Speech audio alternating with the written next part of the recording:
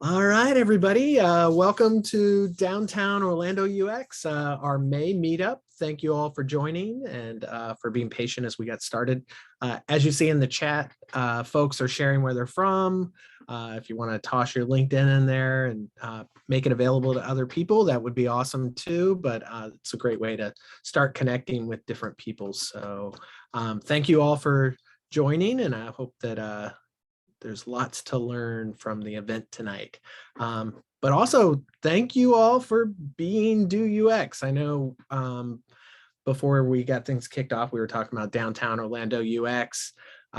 We did change from Do UX several years ago just to help people know where we're kind of located. And then we started going virtual, and we've had people coming from all different parts of the country and world. So we're really happy that you're here. We hope that you can share with your friends and colleagues what the event is about. And if you feel like presenting or sharing an idea, reach out to one of us co-organizers, and we'd love to help arrange that. Just a little bit of housekeeping. If you don't mind having your camera on, it's awesome to see everybody and make a, kind of a connection with you more directly than just seeing your avatar. But if you're not able to, we understand that too. Also, if you don't mind keeping your computer on mute until it's time to speak. If you have a moment that you want to talk, that will probably be available to you at some time during our conversations, but just for now, keep it on mute. If you have any questions, throw it out in the comments. We'll be trying to keep a thread going there, but also I'm sure we'll have a question and answer at the end, and possibly during the event, we'll let Amanda let us know more about that as she begins to share what the event will be about. Our mission here at Downtown Orlando UX is to create opportunities for everyone to learn and share knowledge about the field of user experience. It's really awesome to see how our space has grown, and it's great to see a lot of people here that may already have started their careers in UX, but also that are looking to find a gig and grow their career in the space. It's a really fun career, and I hope that you can connect with people here and in other spaces. There's no other community like the UX community. Our co-organizers, a few of the folks are not here tonight, but you can take a screenshot of this and connect with some of the co-organizers directly. And at the end of this, we'll have a way for you to connect with us on our Design Orlando Slack as well. It's a great way to find out about jobs and other types of opportunities, not just in the Central Florida area, but in other places too. And tonight's discussion or workshop will be around finding the power in your career pivot and UX. And it's really awesome to have Amanda Worthington here. Amanda is coming to us from, let me see, she's a career and identity coach helping UX designers be the user of their careers. Through her coaching programs, courses, and events, Amanda helps designers take ownership of their career by embracing their past experience and future goals. Amanda also is the host of UX Hustle podcast and UX Hustle Summit. You can find the links to that in our meeting invite. So if you check that out, you can go listen to her podcast and maybe check out her summit. And also, Amanda is coming to us from Midtown Atlanta, which is pretty cool. So we really appreciate having that connection where there are people, again, coming from all over the place to be able to share their experiences with UX. And on that, we'll hand it over to Amanda and let her guide us through what we're going to be doing this evening. Awesome. Thank you so much, Wes. And thank you so much for having me. I'm happy to be able to come through virtually from Atlanta. And yeah, we're talking about the power in your UX pivot. I'm really excited. I love talking about UX careers, especially transitioning from previous careers into UX. I'll get a little bit more into my background and how I pivoted into UX in a little bit, but I wanted to start off with a story. So this is me like several years ago now.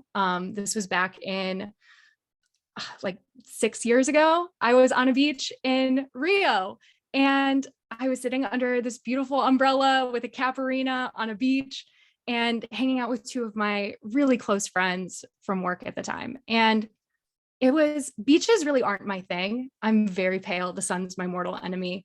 But this trip was like the most relaxing, just everything that I wanted it to be trip. But the path to get to this trip was anything but relaxing.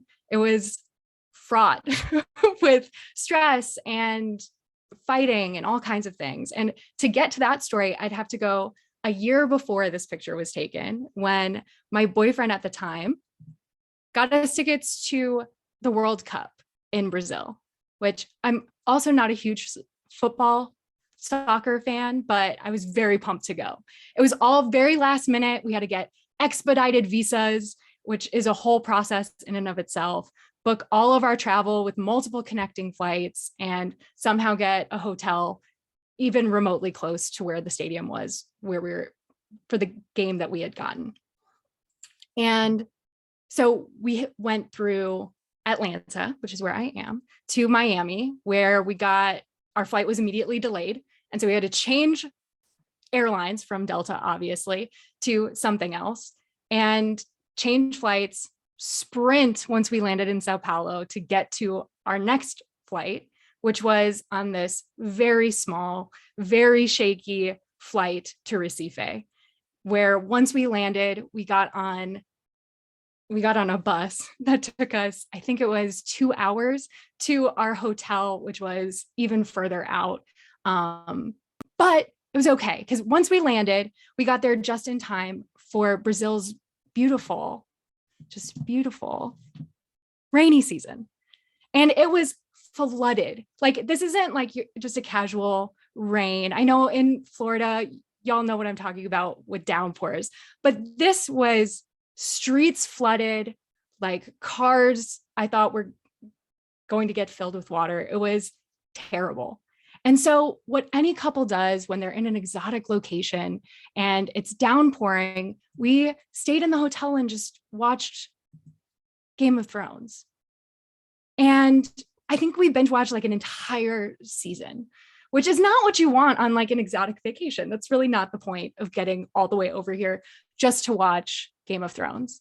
But when we did go outside, we got to spend it on this beautiful beach, but the whole time we spent it fighting, just arguing and bickering, and it was terrible. And once we got to the game, once we got to the game, which was, I think, like I said, 2 hours away from our hotel, the streets were flooded. We almost got stranded because none of the buses were running. And, we got back to the States. The relationship didn't make it. I know that's shocking, but that was it. And a few months later, some of my friends were planning another trip to Brazil. And I was like, yeah, I hope you have a much better time than I did. Like I had my expedited visa, but I had used up all my points, all of my hotel and flight points. So I wasn't going to come with them. And I was like, just have so much fun. But as their trip got closer, I had a trip planned for work. I was in Atlanta. I had a trip 1 week to Louisville and the next week to Calgary, Canada.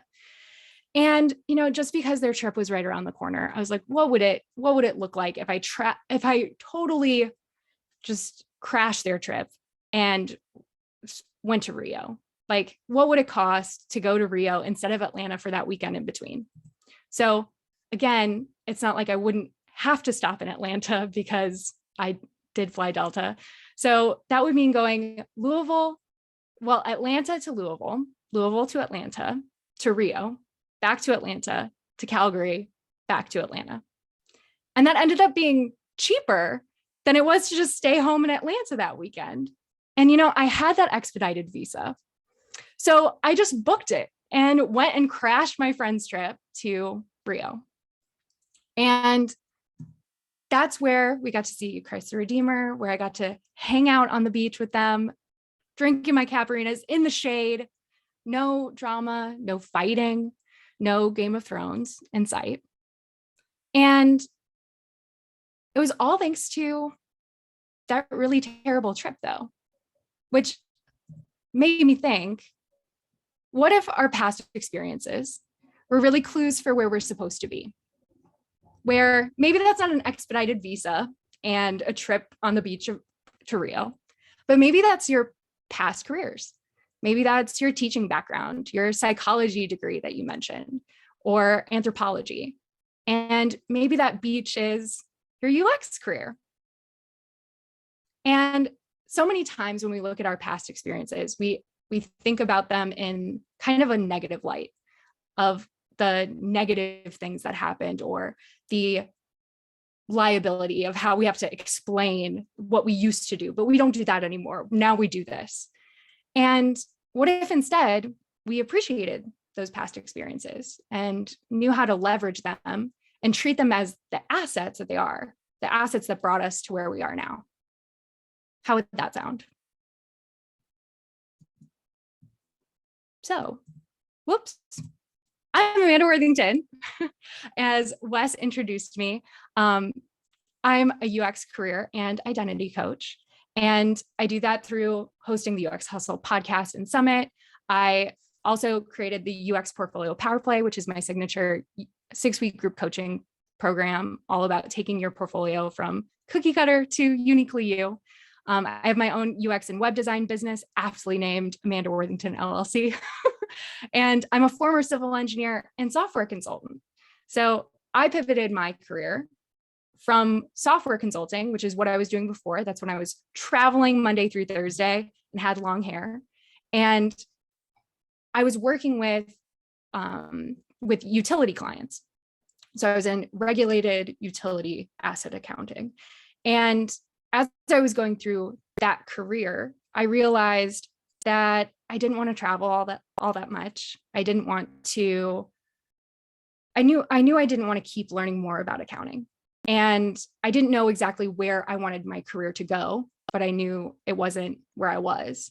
And so I started taking some online classes. I was taking development classes and visual design and WordPress, and eventually stumbled upon UX. And how many of us have just kind of stumbled into UX? We read an article, we read a book, or a friend of ours talked about how they changed their careers and they got into user experience design.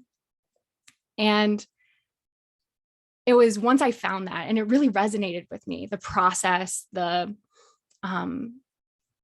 it wasn't just guessing, which sometimes it had felt like that way when I was learning about other things from my courses. And once I had made the decision, I was going to quit my full-time job and go full-time into a boot camp for UX design. And when I made that decision, it was around Thanksgiving, and I went home to Chicago. Shout out to Chicago and any of my Midwestern friends that are here. And I talked with my mom in the kitchen, and I remember just telling her, yeah, I want to go into this UX thing. And I really think this is it just makes a lot of sense for me.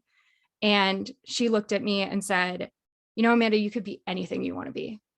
And I know that is scary. And that's a big burden, a big, all the possibilities, all the opportunities. But I know that whatever you're going to do a really amazing job. And that really inspired me and helped me know that I was ready to go into this new field.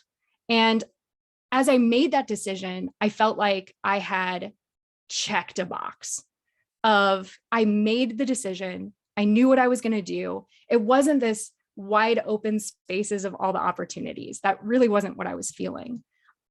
I felt like I had made that decision and I was done. And once I went through my boot camp and I got that first job in UX, I was like pivoted, past tense, done, check. I had done it. And that's not really true. Even after getting that first role, I still felt like actually, as I got into UX, there's so much opportunity in it that it really is this wide open space.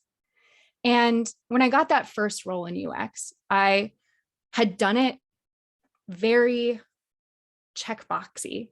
I had looked at job descriptions. I had looked at, what were people looking for? What were the qualifications? What were the things that people needed? And then how do I look at what I've done? How do I look at my experiences, what I've done through the boot camp and from my consulting career? And how do I match those things back and forth? How do I say, okay, this is what you're looking for. This is what I have, and just match it. And that's a great way to get a job. But when I started, when I talked to someone else, I talked to a hiring manager about 10 months after that, and they asked me, what do you really love about UX?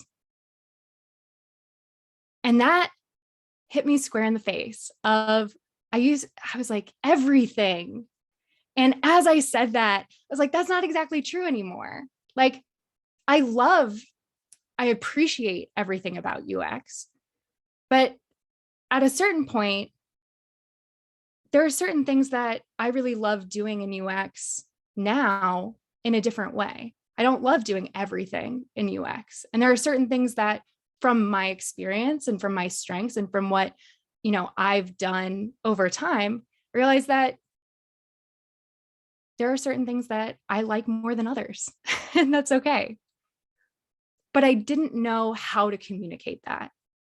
I knew that I was interested in a lot of different areas inside UX, outside UX, and from my own experience, but I didn't know how to communicate that to a hiring manager, to people I was networking with, or to say what exactly I was looking for and why I was a great fit for it.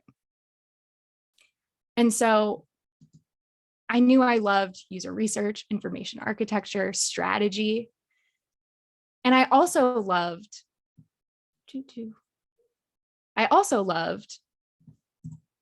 public speaking.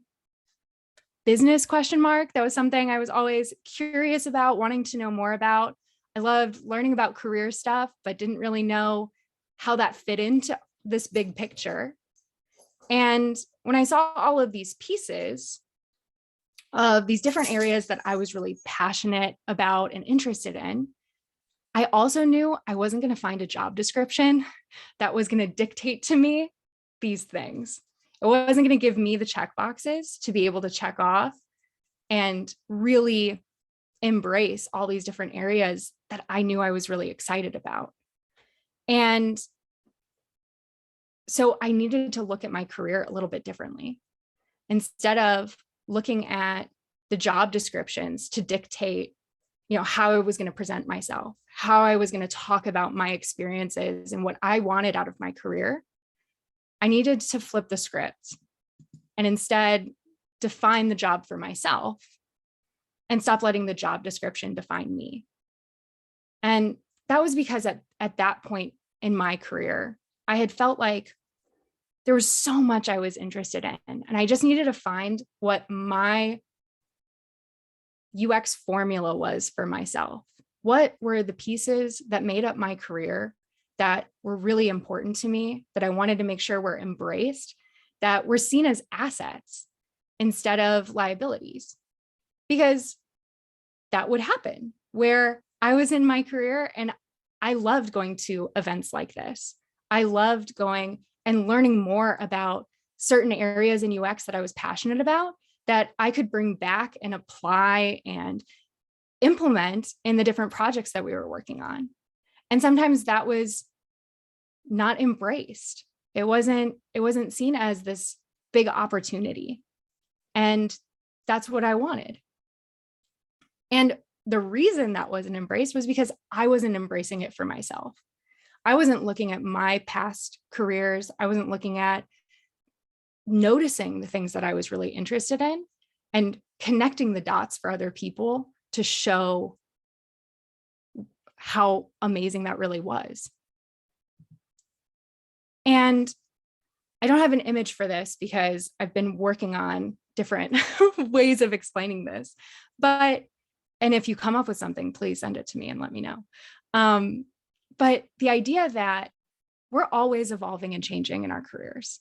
We're always learning new and different things, whether it's in our careers and in UX, different methods that we're learning, different problems that we're solving. And so as we're looking at our careers, being able to iterate and embrace these new things about ourselves so that we're making our careers this ever evolving aspect of ourselves. Instead of looking at, what does a company need from me in order to meet their needs? That's part of it. That's part of getting a job, but it's not all of what it means to have a career. And when we're looking at what does a job need from me and how can I deliver on those things, that's treating the job as the user, the company as the user, and treating ourselves as the product of how do I shape and mold my experience to make sure that I'm achieving what they need and delivering. What features do I have that will align with their goals and what they need to accomplish? But when we look at our careers, and especially zooming out over time and big picture, over time as things are changing, you're evolving, you're learning new things that you're interested in, you're adding skills and problems that you're solving and adding things to your resume and LinkedIn and all of those things. We're really building on who you are. And if we're wanting to look at a career and look at jobs and roles that you can fill, they're really a piece of your career journey. And when you start treating your career with you in mind, that's why I do like to say you are the user of your career, of being able to reflect back on your experiences, look at what is important to you, what you want to bring into your career, and build on that. And so how we do that is through a process and through some research, really. It's like self-research on where your career is at and what your past experiences are in order to fuel your pivot, in order to fuel where you want your career to go and what it means for you. And so this is that process and this is what we're going to work through together, of answering these questions, of going through this process so that you can do this too. So the first step is gathering up your job titles, thinking of when you were a superstar, finding themes from those superstar moments, and then connecting those themes to UX. And there's a plot twist at the end that I'll share.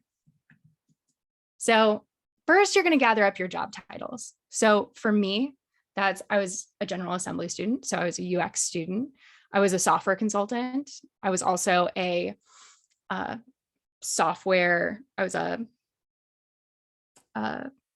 support engineer working in support, and a UX designer. So gather up your job titles for what you are doing. Then for each of those job titles, think of a time when you were a superstar.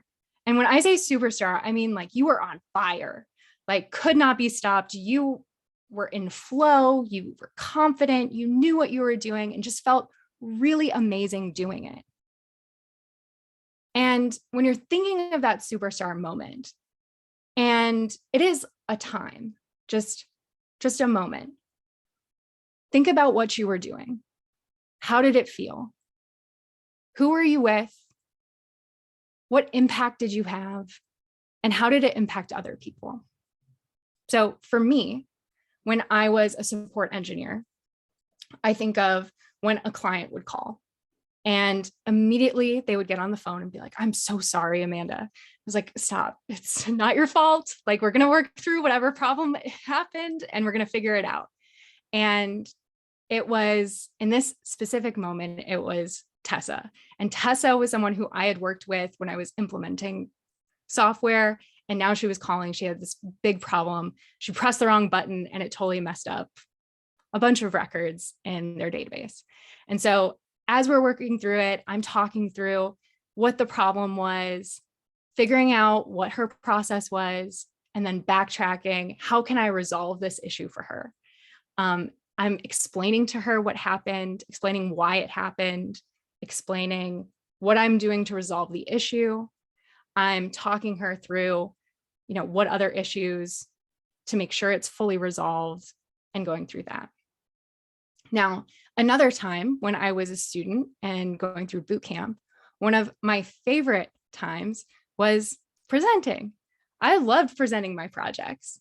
And what's interesting is for a lot of people, that's their least favorite part. But that was the part I loved the most, of taking like a 2-week project that felt like there was so much involved and being able to convey that in a really simple way to my peers, have them understand what I was talking about and go through the journey with me to carry through what I learned on that project. Another time was when I was a consultant. And even when I was consulting, we had design strategy sessions with clients. And it was really great because I could come in as an expert in the software. My client was an expert in accounting and their specific business. And so we could collaborate and problem solve on some of the issues that we knew were going to happen when we implemented the software. And as those problems arose, I could just help solve them and figure that out. So think of what those superstar moments were for you. Then we're going to find themes. So you've done that for all of your different job titles. What were all of your superstar moments? And then looking at the themes across those different job titles. And what's interesting is, even if you have multiple different experiences, different careers, different paths that you've taken, you're going to find themes of what was really important to you, the times that you really shone and were excited. And for me, those themes were communication, explaining complex problems and solutions so that people could understand them, working on the fly, but being prepared. That was an interesting one, especially from my from support engineer and consulting days, of being able to know that I knew what I was talking about, that I was an expert in that field, while also being able to take on the problems that people were bringing to me, so that if an issue arose, I was able to kind of work through it. So then once we have those themes, we can connect them to UX and say, okay, well, some things like research and asking the right questions, or presenting findings and process to stakeholders, those are things that I love to do. Thinking about the whole customer journey. So like I said, I worked from implementation to support and pretty much everywhere in between. So I knew that I could bring that kind of expertise and that kind of perspective to whatever UX role I was in. Being prepared with a research plan, of knowing that I knew what I was going to talk about. And then user interviews, team workshops, and design sprints, having those collaborative moments of being able to talk through whatever problems there were and work with other people and appreciate what they were bringing to the table and what I was bringing to the table. So again, that's the process. It's looking to your past, looking at your job titles, thinking of when you were a superstar, finding those themes, and then expanding on, and then connecting those themes to UX. Plot twist, the second one is, if you've already connected those themes to UX, if you're looking at where you're at in your career and wanting to, there are certain areas that you want to build upon build more expertise in or just explore further, you can think about expanding on those themes. So for me, with public speaking, before the pandemic, back in 2020, I wanted to expand on that theme. So I took a stand-up comedy class, and that was part of my expansion of, let's see if what more I can do with this public speaking aspect. And when I take those opportunities and take those risks, I'm able to look back and say, okay, but how did that, what do I want to do with that now? Now that I've moved into, I had the purpose of expanding my public speaking in stand-up comedy. And then after I was done with the stand-up comedy class, I could look back and say, okay, did that continue on my path of public speaking? Do I want to keep going down the path of doing stand-up comedy? The pandemic kind of made it harder, but also I like going to bed early, and stand-up comedy is a very late night thing and just wasn't going to work for me. But I had tried it. I had tried it on. I had seen, what was that going to feel like? And then say, okay, now how can I take those skills, those strengths, those learnings that I have from that and reincorporate them back into other themes and other areas? Like, okay, maybe stand-up comedy wasn't the thing, but maybe I do want to do more speaking at work. I want to lead more meetings. I want to host a lunch and learn. We haven't done those in a while. Maybe I'll bring some of those back and be able to share that with other people. And so I'd love if you would take a few minutes to go through this process for yourself, because I know it's a lot and we have a lot of different career backgrounds. And so really taking the time to think about those, especially those superstar moments across your different careers. So could you take a few minutes to do that? And if you have any questions at this time, I'd be happy to answer them as we take some time to do that. Oh, I'm so glad.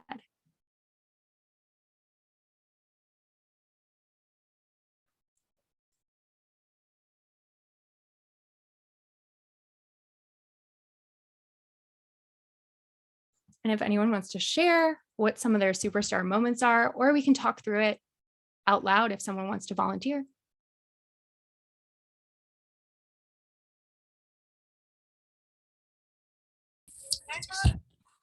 Hi. Hi. I'm here with my fellow boot camper, Stephanie, and we worked on a project together. And I really enjoyed the collaboration.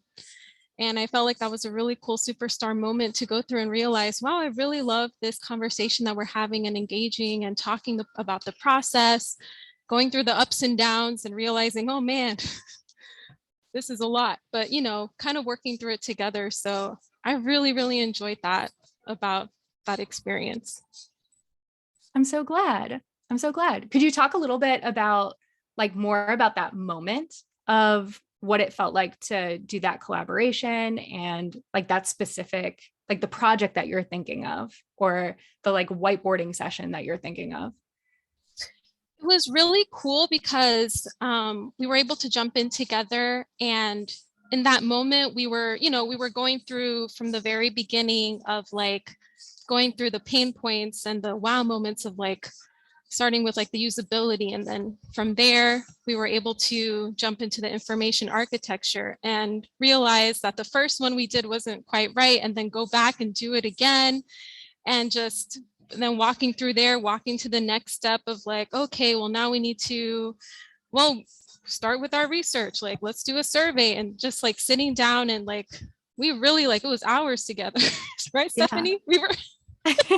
We were there just for hours. So it was, that moment of wow, we're really in this deep. So that was a really cool experience. And being able to pivot in that too, even when you are deep, and being okay, now we need to go back to the research, go back backtrack a little bit and not be afraid of that. Yeah, like making sure everything was aligning. It's like we got to a point where like, okay, let's go back and make sure this all lines up to what we were originally looking for in this, redesign. So that was a really cool. I've never had an experience like that before. That's awesome. Anyone else? Anyone else want to share their superstar moment? Yeah, could I share something? Of course.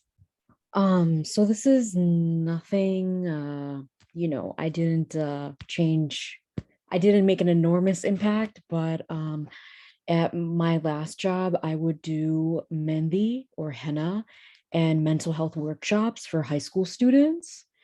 And so part of it was that I would have to teach myself henna designs, which involves iteration, which obviously is design.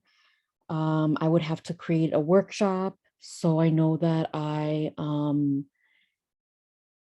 by creating a workshop and facilitating it, I would have to have public speaking skills and communication skills. To do this project, I had to have the support of my supervisor and the director. So, as well as my coworkers. So I want to say that falls under like collaboration. I also had to supplement my own understanding of henna by doing research.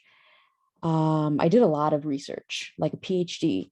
And so I know that falls under UX research. And lastly, I did evaluation surveys. So getting user feedback. Sorry, I'm like writing this down so I don't forget any of this. Yeah, don't forget that. But yeah, my favorite part about my job was doing this on the side because it combined my passions. And I feel like this activity is letting me like understand how do I translate this nuanced, complicated, atypical experience into something that works for the UX world. Yeah. And what a great way to tell that story and share more about you, about what's important to you and how you work and what your process is and what's important to you. Thank you for sharing that. I like to share. Yes, please. First off, thanks, Amanda. It's always cool to hear like everyone's different background, how they came to UX and whatnot. It's just a really cool field. But before I, made the pivot into UX design, I was doing auditing construction, and then before that, I was teaching. And just from auditing construction, it was a very mindless, very paperwork heavy, and I just felt like, man, I don't like the job's fine, pays fine or whatever, but I don't like not using my brain, like I don't like to not be engaged with the work that I'm doing, and that's a small thing, but that's something that I get to do every day. And it's like something that is, outside of money, outside of, prestige and promotions and whatnot. That's one of my biggest motivators. So yeah. Oh, thank you for sharing that. Because I feel like having that contrast in experiences is so important. Of even when something you try something and it doesn't go the way you wanted, or you're not enjoying it as much, being able to find the value in that of, oh, now I know that about myself. How great. Now I know what's really important to me and I can communicate that and share that with other people. Thank you for sharing that. And we've already touched on a few things of different ways to keep taking this to the next level.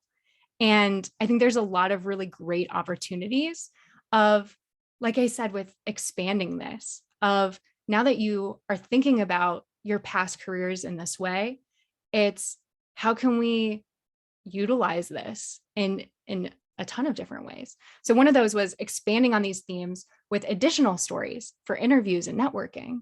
Like, you realize you love collaboration. Awesome. I bet you have other stories about collaboration.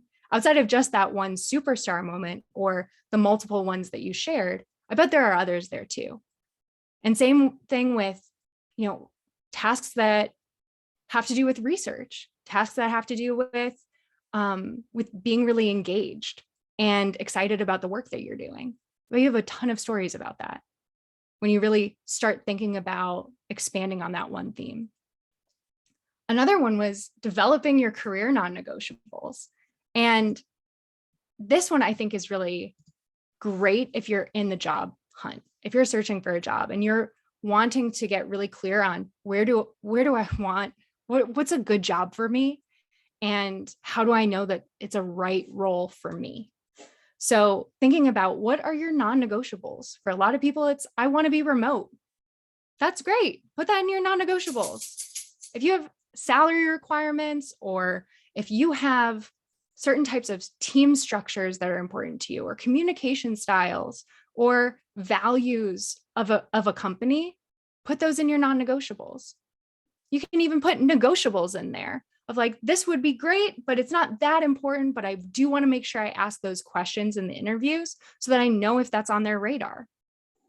And some of those things you can find on companies' websites, you can find from talking with other people that have worked at those companies, but some of them you can't, and you just need to ask those questions in interviews. And once you know what's really important to you, you can build on that and make sure that you do ask those questions. Then one of my favorite ones is incorporating these themes in your portfolio. Like, oh, how cool is it if you're really interested in research and you're really excited about going to events like this? What if you had a spot in your portfolio to put and share all your learnings and the different things that you're interested in so that other people can see it and connect with you, and so that you can continue building on and expanding on those different themes? And then testing new ways of incorporating these themes into your current role or in new activities. Like my example with stand-up comedy, you don't have to get that adventurous if you don't want to, but there's a scale. There's a spectrum of different ways you can incorporate these things. From, hey, I just want to talk more in meetings. I just want to, do more research. I want to, incorporate these different aspects into my process and different projects so that when these opportunities come my way, I know why. I know what I'm going to do with it. I know that I'm going to learn something about myself. So all of that to say that, when we're looking back at our careers, it helps us know how to move forward. And even if, and none of us really take the straight and narrow path when it comes to our careers. And I think that's a great thing, because that would be super boring if we didn't have all these amazing stories with all these amazing backgrounds that are bringing new perspectives and new ways of solving problems. And, even if, you can embrace the shaky, scary planes and downpouring rain, and it might just take you to your UX beach with plenty of sticky notes, because I know that's important too. So I'd love if you have any questions. And thank you. You can find me at amanda@uxhustle.org. I also have a 3-day case study challenge that I'm hosting next week. If you want to take this to another level when it comes to case study things, you can find more information there. And yeah, what questions do we have?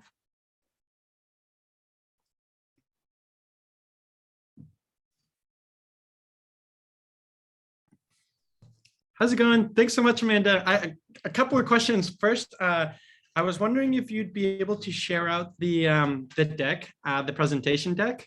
There's just some stuff that I think could be super helpful to kind of reference back. And then I guess another question would be, there's times I'm in a UX boot camp, and there's times where I'm like super stoked about it. And then sometimes where it doesn't quite feel real. Not that I'm not stoked about it, but it just like, not cold. I guess maybe sometimes like the future seems a little bit scary. And if you have anything that you kind of might have gone through the same, or like any anything that you did or did to like kind of cope with making it feel more real, where sometimes it just feels like, oh, the future feels so unknown, and am I going to land a job? Is it going to be what I want? Especially, I should say too, I'm doing the boot camp while working full time. So I think sometimes when you're working full time, your brain goes to your full-time job, and it's kind of hard to imagine being a totally different place. Ooh, I love that question. And I think that there's a lot of opportunity in looking at that, because I think you're right that when you're working full-time in a different field, it's like you have cognitive dissonance of like, this is my reality right now, but like, and I'm kind of grounded in that, but I'm like dipping my toe in this with the boot camp, but then I have to like go back into reality land and straddling those two things.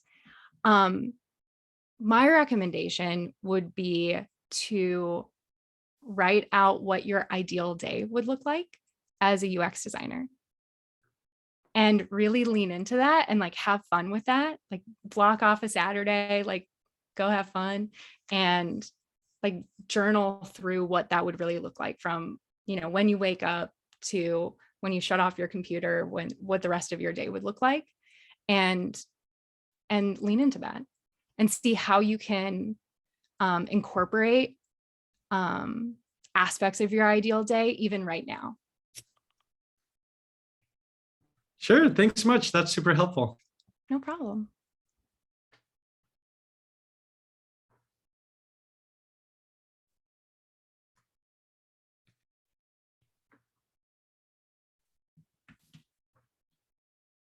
Any other questions?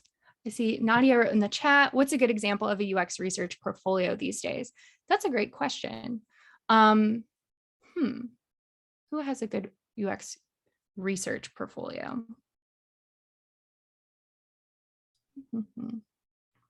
I'm working on one with a client of mine, but it is not ready yet. But I will be happy to share it with you once it is ready. Yeah. Yeah, one of the things to do there is maybe, I know that there are Slack groups that are specifically focused on UX research. So it's a great way to be able to jump out into those channels and start connecting with people that are doing it now. And also you can share your portfolio with them or ask if anyone's willing to share theirs, and then you can start looking at kind of the type of content that they're including in their portfolios. So that's just something to consider. And I'll try to find a link that I can post in the chat. I have a question, Amanda.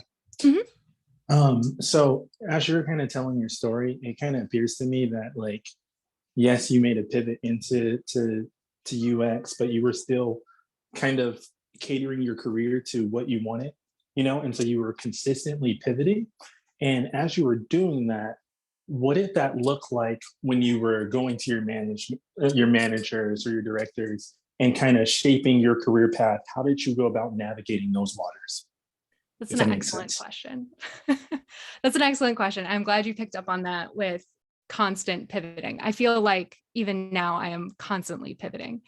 And what's interesting about that is no matter how big or small your pivots are, when you're in it, all pivots feel really big. And that's why I like adding that identity piece in my title, is because that's a lot of what we're grappling with when we're making changes. And when it comes to how I talked with management about that, what's really great about going through this exercise and getting really clear on what you want makes it a lot easier to tell other people. Makes it a lot easier to say, hey, I really want to do a lot more research. And right now we don't have a lot of research opportunities, but I just want you to know that when that day happens, when you find that project, when the product owner is like, man, I really want to learn more about our users in this context, tap me on the shoulder because I am ready. And that is what I want to be doing. And that's how those conversations went. Does that help? Does that answer your question?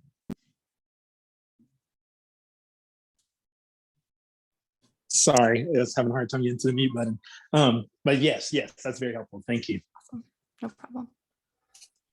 And then I saw Christina said the job search can be pretty exhaustive. What are some suggestions you might have to keep your positivity up? I use affirmations a lot. I talk about this in the podcast where, especially when I was pivoting, especially when I was in the boot camp, I would write every day, I am a UX designer. I would look in the mirror, I am a UX designer. And what's great about that is whenever I would talk to someone at a networking event, at a meetup like this, or in an interview, it wasn't the first time I was saying I am a UX designer. And I had said it enough times that I believed it. I had looked for enough evidence in my experience in what I was doing to support that and be able to keep doing that. And I think especially with the job search aspect of taking care of yourself, of remembering, keeping a list of things that you really enjoy, that are important to you, that sometimes we forget when we're really exhausted or burnt out. We forget the things that bring us back. Like, what's the first thing to go? I don't go running.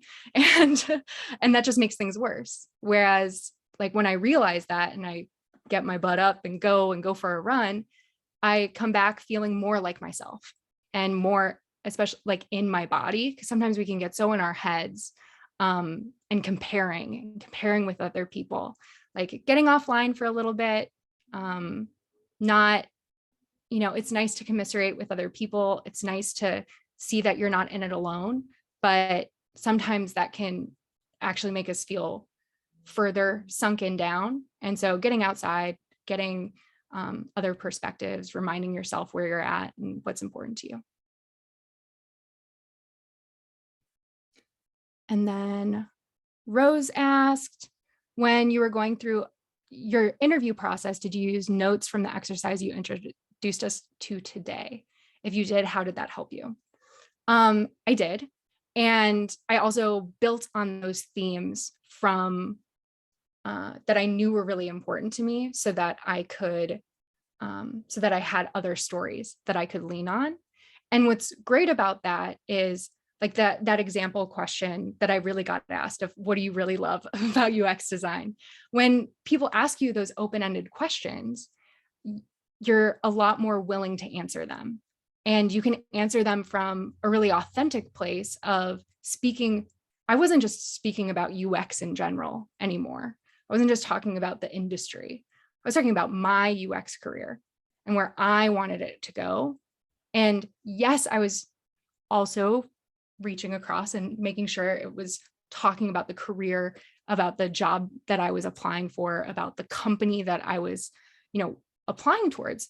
But when people were asking general questions about, where do you see yourself in 5 years, or where do you want your career to go?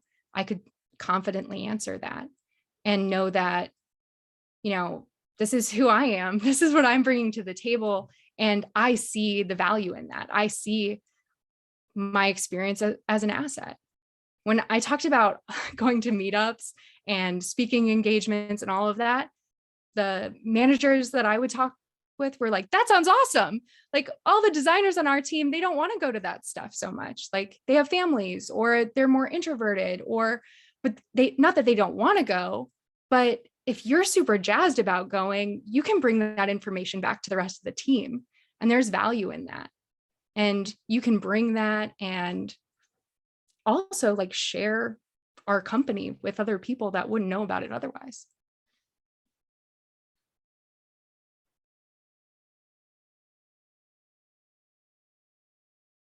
Wes?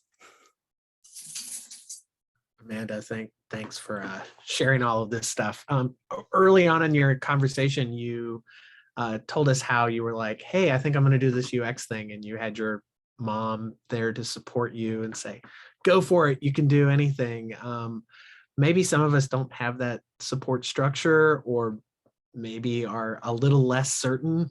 How do we identify that this is really for us and that like this is the trajectory that we want to be on in our lives?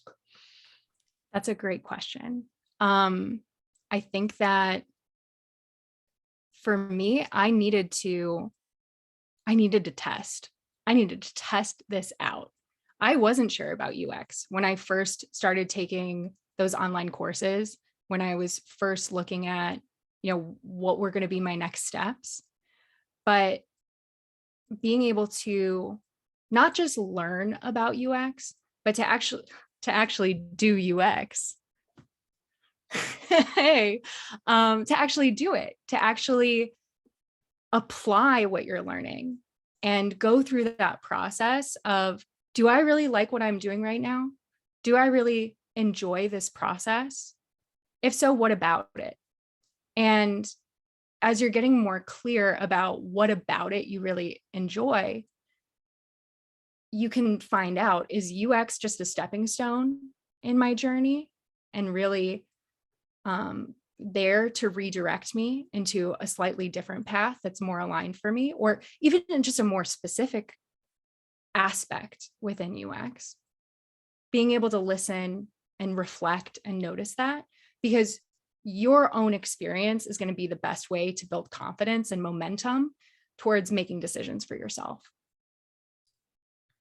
Awesome, thanks. It reminds me, last year we had someone do a presentation of moving from UX into project management, and they kind of went on that journey. So thank you.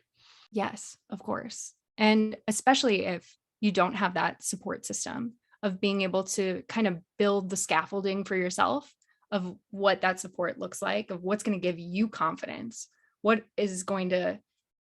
you going to be able to look back on and say, oh, I know that this is right. And I know that I'm on the right path. And I'm also willing to try it and be wrong and learn something new and reflect and just keep going.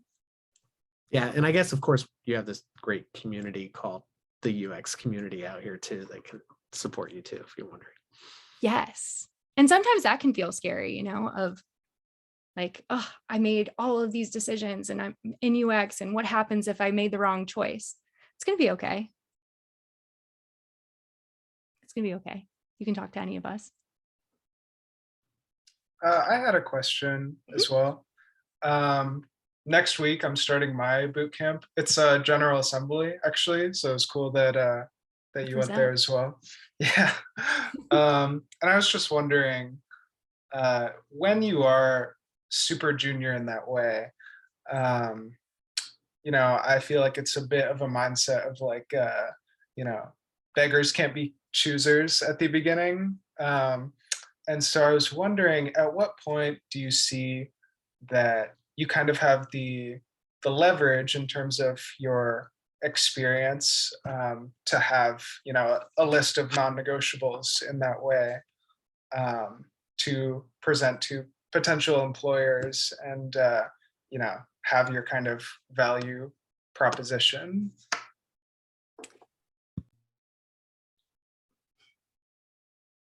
My answer is as soon as you recognize that you do. As soon as you decide that, these things are really important to me. And as soon as you see, the value and the asset that you're bringing, and being able to communicate that for yourself of, this was my experience that I'm bringing. Here's how I'm connecting that. Here's how I'm able to do that. And also being creative with, what are the roles that you're applying for? What are the companies that you're applying for? For me, when I was looking for that first role, I was looking, like I said, checking the boxes in terms of, I worked at a company that was very similar to the company I worked at consulting. I knew that when they saw my background on my resume, it wasn't going to look that weird that they created me. They created my background of hiring engineers who became consultants. And so that made sense. I wanted to work at a place that had really complex niche software because that's where I came from. And I knew the nuances of that life cycle of what that meant, so that I felt really confident when I was walking into those interviews of how I brought my expertise and how I could apply it once I was there. Another example that's not UX specific, but I talked to someone who did recruiting for the NBA, and part of recruiting is going through film and like doing stats of players and things. And he wanted to get into development. And I was like, well, have you thought about any of the software companies that you use for those films, for the stats? Because I happen to know my fiance is a basketball coach. It's like, I know that there's several. And even if you don't have the specific expertise in that area, you bring a different kind of value. You bring a different kind of perspective. You're not new to the field. You're actually very experienced in the field at like the highest level and have use cases and are able to bring that. And so how can you lower your barrier to entry? Thank you. That's really helpful. No problem.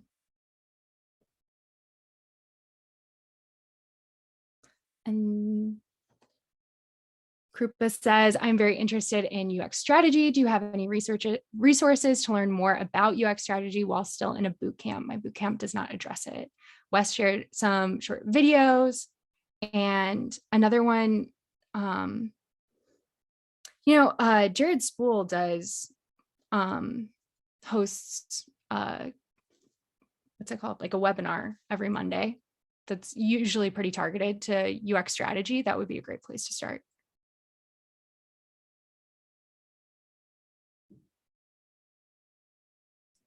Along those lines, Amanda, like you mentioned UX strategy is one thing that you really loved about UX. And then there were some things that after you got into the UX role, like public speaking and career stuff and business, that kind of led you to where you're at now.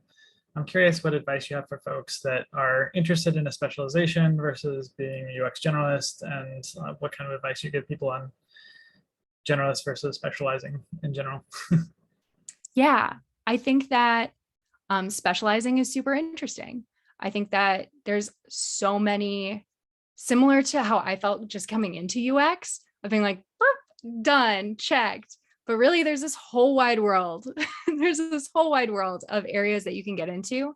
And once that's even true, once you pick a specific area, like in research, in UX strategy, in information architecture, I mean, you can really go really deep in any of those areas. And I think especially if you're really interested in those areas, it's worth exploring. It's worth going down that rabbit hole a little bit to see, how far you can take it. Another one was, what else? Can you repeat the other half of that question? I want to make sure I answer it. Just generally, people that are getting into the industry, like how do you know whether to go straight into a generalist role and figure out what you like versus saying, I want to do UX research, or I want to do UX strategy and trying to get into a specialist role. Mm-hmm. Also, I think documenting the kinds of things that you're really interested in. Are you noticing that you're gravitating towards a lot of articles or books or talks about certain topics? And you might not even realize that you're starting to build more knowledge and learning more about certain areas just because you're naturally gravitating towards it. So being able to document that so that you can see it for yourself, because sometimes we just don't notice that, oh, I'm reading a ton of books on research. Maybe I should start talking about doing more research at work and actually applying those things to what I'm doing. I don't think you have to specialize if that's not what you want to do. But if you're feeling gravitated towards it, I would try it on. I think trying it on is a pretty good way of doing it. I know with my friend Sarah Kate Hampton, I'll never forget at General Assembly, we did a resume and portfolio review. She handed her resume to someone who was a hiring manager who was just like, you know, reviewing with us. And she had UX designer / researcher. And he was like, okay, but which one do you want to do? And she was like, oh, research. And he just took his pen and crossed out designer. And she was like, and it was like, oh, it was that easy. He was like, and now you're a researcher, done. Like, you don't have to make it that complicated if you don't want to. I feel like on the flip side of that, most of our roles are generalist roles. And so in the interview process, if you lean really heavy towards research, it's like, well, you're going to have to do a little of everything. You're going to have to be, you know, very focused on UI as well as research, be the researcher for your product area. So if people lean really heavy into research, sometimes, at least for our organization, that doesn't work. So there's pros and cons to generalist specialization. I feel like that's a talk in and of itself. Absolutely. So, glad to hear your perspective. It is interesting though, Jason, where like when you talk to people about UX, like, oh, how much experience have you had with like a background in code, right? Some people go, oh yeah, I understand HTML and I know some of that stuff. That very much can cross over into the field of UX. Well, I'm really specialized in this thing, but of course I understand these other things, right? And that helps you kind of go, oh, okay, like your sweet spot might be this, but I know that you can still, you know, understand and communicate with other people that do those things, and also maybe pick up some of that load if we need it in our group in one way or another. Although, I know I'm kind of expanding on this a little bit, Amanda, but one of the things, like, I find myself reading about things that I don't know much about, right? Like I am like big time, like researching stuff that I'm like, oh man, I want to know more about that. And it's not because I am necessarily have a love or a passion for it, but it's just because like I feel like it's a blind spot and I want to kind of clear that out of the way. So yeah, because we didn't talk about gaps at all. Yeah. Just talked about strengths.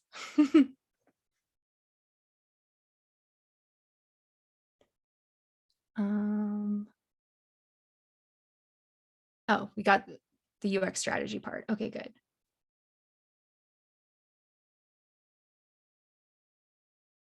What else?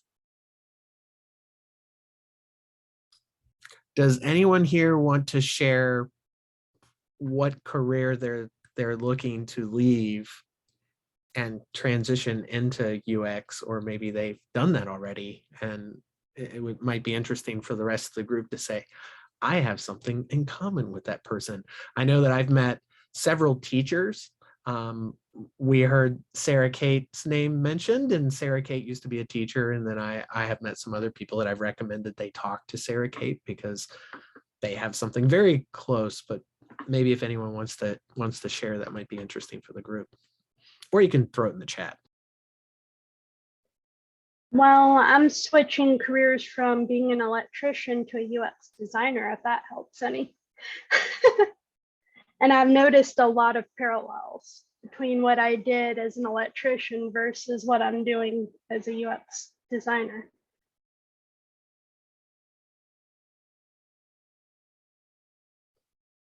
Yeah, especially with testing, I know.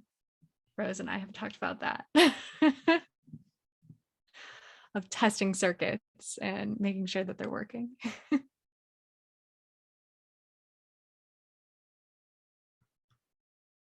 Anyone else? I would say doing digital marketing to UX writing. I don't know if that's like too different. They're kind of in like in the tech field. It's not like I was like a fireman and then going to be a UX writer. So not too far. Not too I'm in far at a all. similar boat. I am not doing a huge pivot. I'm currently in graphic design and marketing, do a handful of UX product design with our software that we have, but I'm, just a slight pivot. I have an undergraduate degree in graphic design, interactive media, like web development, as well as like branding and marketing. So I have quite a bit of background and history with it, just not like the actual work experience, because I do general marketing and branding. I think it's a very natural transition as well. For sure.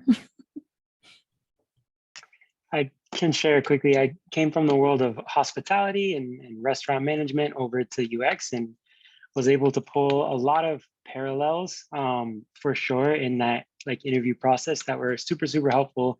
So, you know, this concept that you shared, Amanda, really resonated with me in preparing to create those links. The only thing I'll add is that once I had the links, it was really important for me to practice actually speaking them out, so you sound confident in them, and like recording myself either visually or with my phone and making sure I sounded well in delivering those parallels. Absolutely. Like even just walking around your house or as you're driving, being able to talk those things out. That's another thing from stand-up comedy. Stand-up comics, their specials, that's not the first time they're given that stand-up.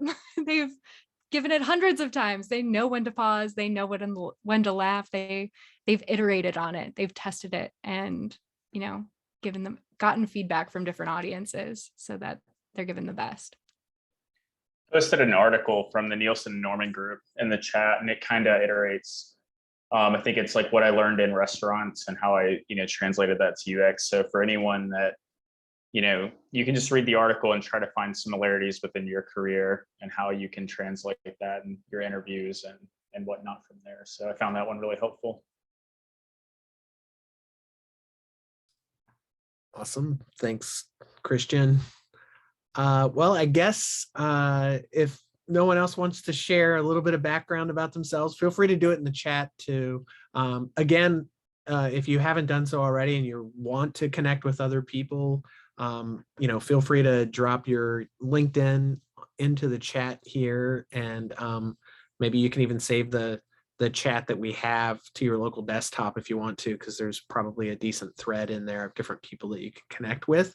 But before we move on to the next thing, why don't we give a round of applause to Amanda. Thank you very much, Amanda, for taking time out of your busy schedule to share with us your experiences and help us learn more about what it is to break into this career and kind of approaches that we can take to help us feel reassured in what we're doing to try to make it happen.